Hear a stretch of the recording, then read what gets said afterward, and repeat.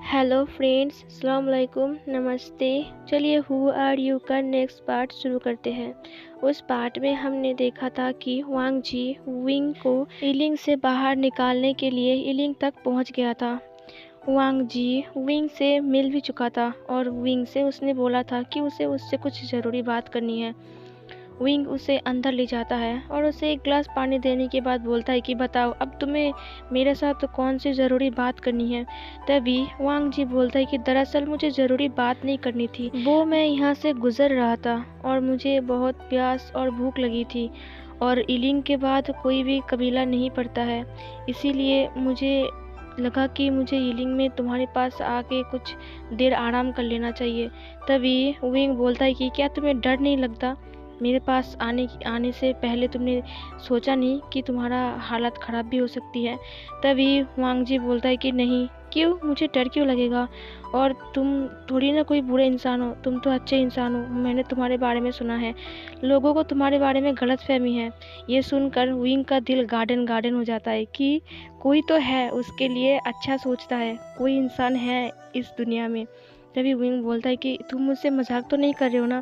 तभी वांग जी बोलता है कि नहीं, मुझे तो लगता है कि तुम्हारे जैसे ओमेगा इस दुनिया में शायद एक ही है। तुम कितनी खूबसूरत दिखती हो और तुम कितनी अच्छी हो, तुम्हारा दिल बहुत साफ है और तुमने मेरे साथ अच्छा बिहेव भी किया, इसीलिए मुझे तुम बहुत पसंद हो। और तभी विंग की दोनों चिक पिंक हो जाते हैं, दोनों चिक्स जो है उसका पिंक हो जाता है और उससे बहुत ज़्यादा शर्म आ रहा था। पहली बार विंग को शर्म आ रहा था। तभी वांग जी सोचता है कि ऐसा ही कुछ बेन छाओ ने उसे बोलने के लिए बोला था। बेन छाओ ने उसे सिखा दिया था कि तुम्हें ऐसे ऐसे करके विंग के सामने बोलना है, ताकि विंग तुम्हारी बातों के ऊपर फंस जाए और तुम्हारे प्यार में पागल हो जाए, ऐसा, ठीक है। उसके बाद विंग बोलता है कि क्या तुम मुझसे मजाक कर रहे हो? तभी वांग जी बोलता है कि नहीं, ये मजाक नहीं, तुम्हें ये सब मजाक लग रहा है। तभी विंग बोलता है कि नहीं, लेकिन तुम ये सब ऐसे डायरेक्ट कैसे बोल सकते हो? तभी वांग जी उसका हाथ पकड़ लेता है और बोलता है कि पहली बार तुम्हें देखकर ही मैं तुम्हारे प्यार में पागल हो गया हूँ और पता नहीं क्यों मेरा दिल ज़ोर ज़ोर से धड़क रहा है और तुम्हारे लिए मैं बहुत बेचैन हो रहा हूँ। और तभी विंग उसकी हाथों को वांग जी के हाथों में देखकर उसका चेहरा और उसका कान भी लाल हो गया और वो टमाटर की जैसा दिख रहा था और उसकी आंखें नीचे झुक गई। तभी विंग बोलता है कि लेकिन तुम अलग अलग किस्म के हो और मैं अलग किस्म का हूँ। और तभी वांग जी विंग को हक कर लेता है और बोलता है कि वो सब छोड़ो, मुझे तुम पसंद हो। इंसान चाहे अलग किस्म के हो या फिर जिस्म अलग हो, लेकिन प्यार तो प्यार होता है ना। ये सुनकर विंग और भी ज़्यादा शर्म के मारे किसी बिल में छुपने वाला था, मतलब कि उसका दिल कर रहा था कि भाई इतना ज़्यादा शर्म आ रहा है कि मैं एक मतलब कि गुफा के अंदर जाके एक बिल के अंदर जाके छुप जाऊं। तभी विंग वांग जी को अपने से अलग करते हुए बोलता है कि नहीं, इस रिश्ते को कोई नहीं मानेगा। मैं एक इलिंग योद्धा हूँ और तुम्हारी दुनिया अलग है और मेरी दुनिया अलग है, इसीलिए तुम्हें ये सब नहीं कहना चाहिए।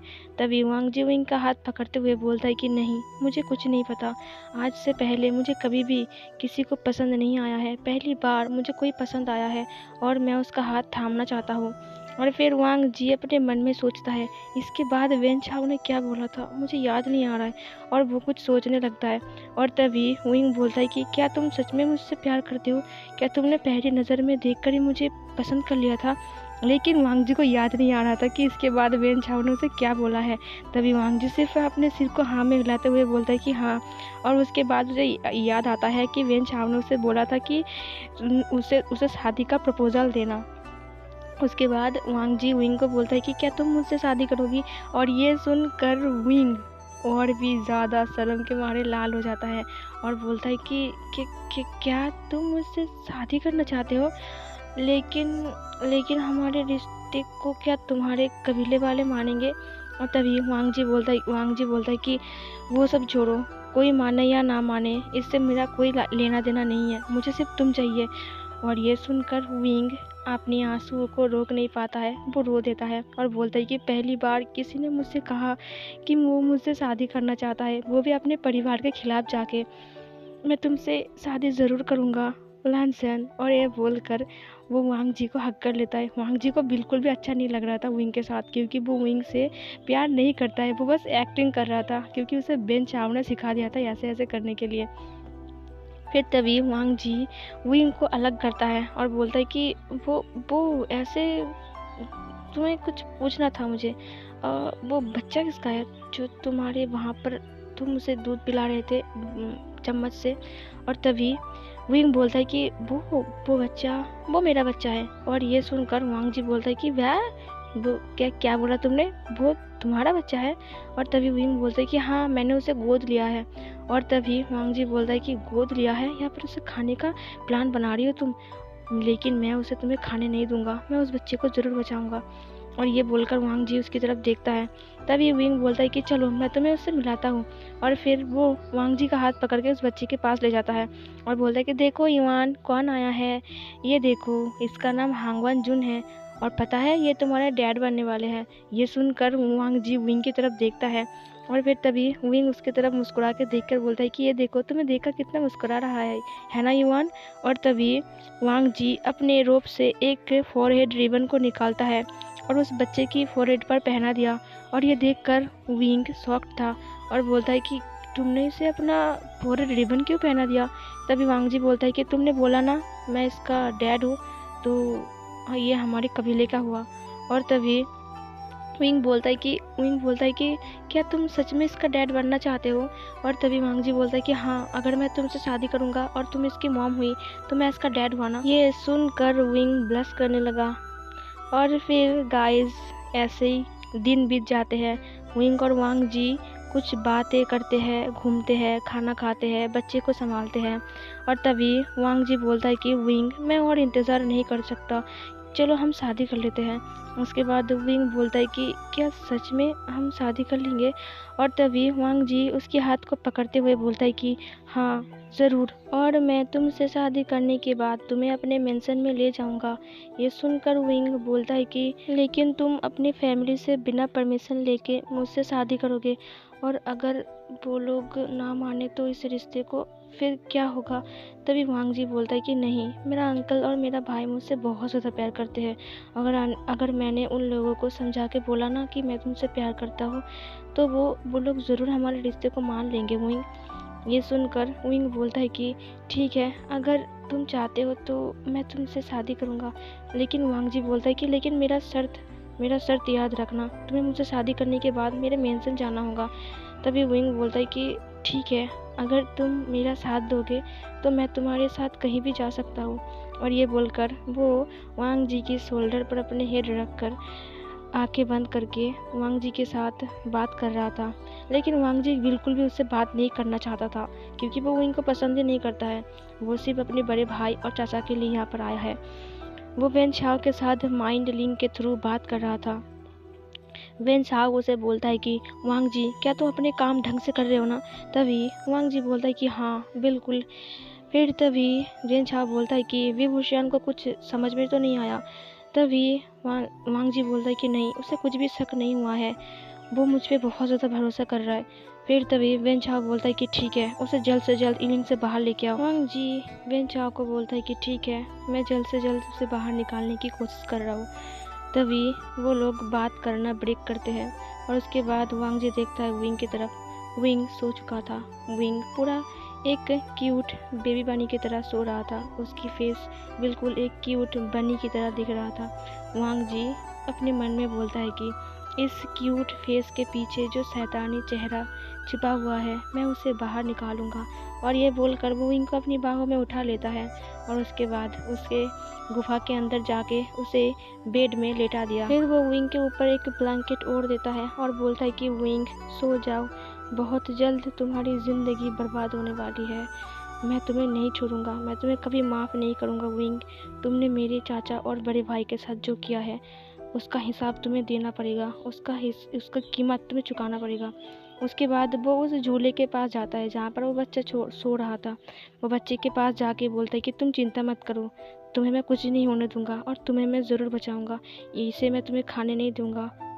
और तुम चिंता मत करो, मैं तुम्हें बहुत जल्द इस शैतानी जगह से निकालने वाला हूँ।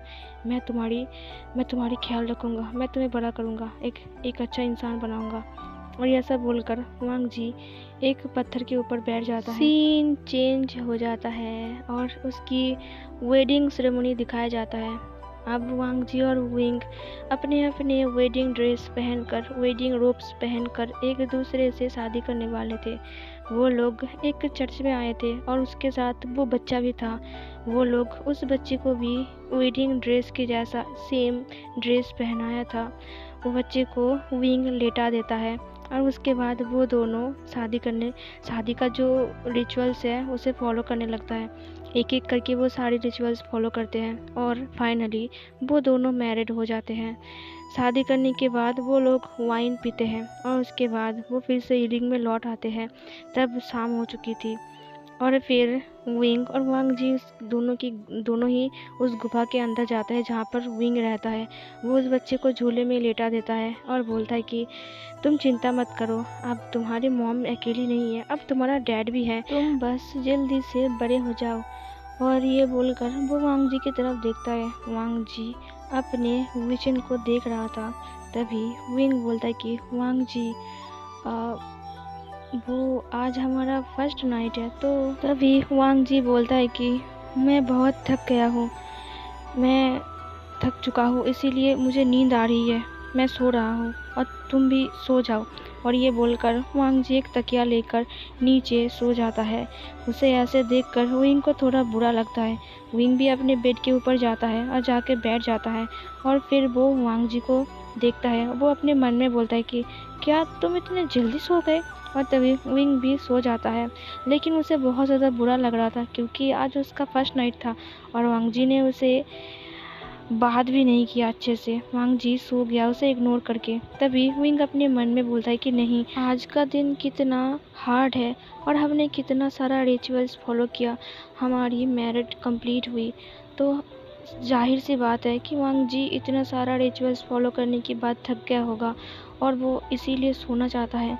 मैं कितना पागल हूँ, मैं सिर्फ अपने बारे में सोच रहा हूँ, उसके बारे में बिल्कुल भी नहीं सोच रहा हूँ। हम दोनों अब मैरिड है, हम दोनों अब साथ में ही रहेंगे। फर्स्ट नाइट में हम दोनों एक दूसरे से बात नहीं किया तो क्या हुआ, हम तो हमेशा साथ में ही रहेंगे ना, तो हम अच्छे से बात कर पाएंगे। विंग तो कितना गंदा सोचता है। और ये बोलकर विंग चुपचाप सो जाता है। फिर सुबह हो जाती है। सुबह वांग जी उठकर फ्रेश होके आता है। तब विंग सो रहा था। विंग उठ जाता है और उठ के देखता है कि वांग जी उस बेबी को अपने गोद में उठाकर बाहर निकल रहा है। और विंग अपने बेड में उठकर बैठ जाता है और वो अपने मन में बोलता है कि हर बार की तरह ये आज भी जल्दी उठ गया। और तभी विंग भी फ्रेश होकर बाहर आता है और तभी विंग देखता है कि बच्चा झूले में आराम से सो रहा है और वांग जी ने ब्रेकफास्ट भी बना लिया है। विंग चुपचाप जाके टेबल पे बैठ जाता है। फिर वांग जी उसे बोलता है कि जल्दी से ब्रेकफास्ट कंप्लीट करो, हमें निकलना है। तभी विंग बोलता है कि कहाँ निकलना है। तभी वांग जी बोलता है कि तुम भूल गए मैंने तुम्हें क्या कहा था, तुम भूल गए, तुम ऐसे कैसे भूल सकते हो। मैंने तुम्हें कहा था कि शादी के बाद तुम मेरे साथ मेरे मेंशन चलोगी और तुम्हें लान मेंशन में मैं ले जाऊंगा। और ये बोलकर वांग जी विंग को फूड सर्व करने लगता है। विंग अपने चॉपस्टिक को लेकर उस फूड को खाने लगता है और अपने मन में सोचता है क्या ये सच में मुझसे प्यार करता है, क्या मुझे इसके साथ जाना चाहिए। पता नहीं क्यों मेरी डिमोनिक पावर मुझे एक अजीब सी सिग्नल दे रहा है, वो मुझे इसके साथ जाने के लिए मना कर रहा है। लेकिन क्यों, लेकिन वो तो मुझसे प्यार करता है। तभी वांग जी बोलता है कि विंग क्या सोच रहे हो, खाना खा लो, ठंडा हो जाएगा। तभी विंग उसकी तरफ देखता है।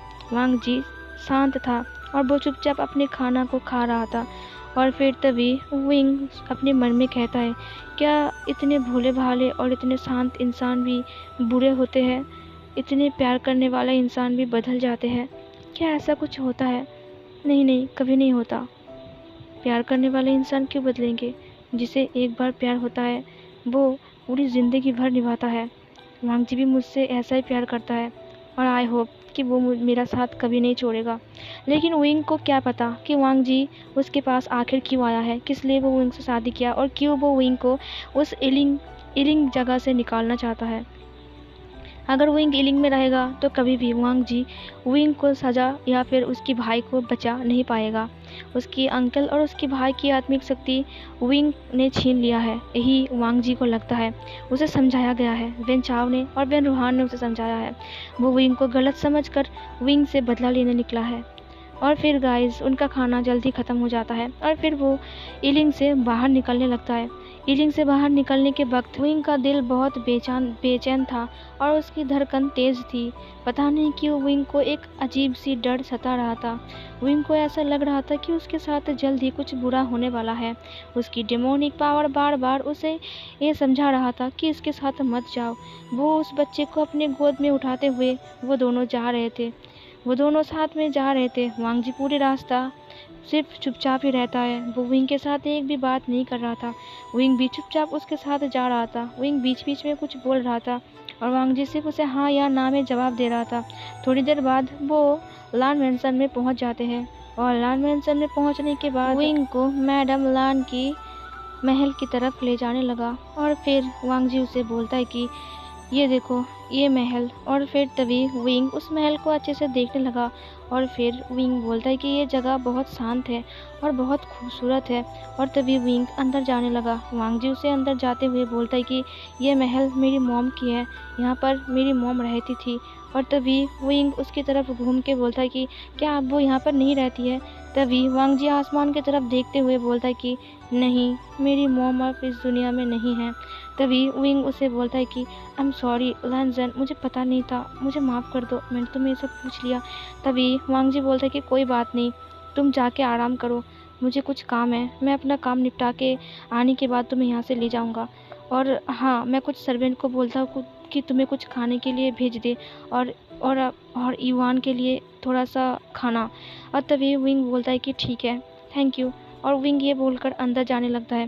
वांग जी उसे अंदर जाते हुए देखकर वहाँ से मुड़ जाता है और वो उस महल से मैडम लान के महल से बाहर आ जाता है। और बाहर आने के बाद वो वेन चाओ से मिलता है। वेन चाओ उसे बोलता है क्या तुमने विंग को यहाँ पर लाया है। और तभी वांग जी बोलता है कि हाँ। तभी वेन चाओ उसे बोलते चलो अभी जाके उससे यान लोहे को छीन लेता है। तभी वांग जी बोलता है कि नहीं, उससे यान लोहा छीनना इतना आसान नहीं है। मैंने उसके साथ वहाँ इलिंग पर 10 दिन बिताया है, लेकिन आज तक एक बार भी मैंने उसके पास यान लोहे या फिर उस बांसुरी कुछ भी नहीं देखा। शायद उसने कहीं पर छुपा के रखा है। और तभी वेन चाओ बोलता है कि तो ठीक है, उसे हम ज़बरदस्ती करते हैं और उसे यान लोहा और बांसुरी को निकाल के हम यहाँ से ले जाएंगे। तभी वांग जी बोलता है कि नहीं, ऐसे नहीं, हम उसे अलग से तरीके से निकलेंगे। मुझे लगता है कि मैं उसे आसानी से निकल सकता हूँ और तुम मुझे ये काम सौंप सकते हो। उसके बाद मैं तुम्हारे पास ज़रूर आऊँगा। तुम अभी किसान लौट जाओ, मैं तुम्हें डायरेक्ट यान लोहे के साथ ही मिलूँगा। और फिर वेन चाओ बोलता है क्या तुम अकेले में ये काम कर पाओगे, वी वुशियान बहुत खतरनाक इंसान है। तभी वांग जी बोलता है कि तुम चिंता मत करो, अब वो मेरे जाल में फंस चुका है और वो अब कुछ भी नहीं कर सकता।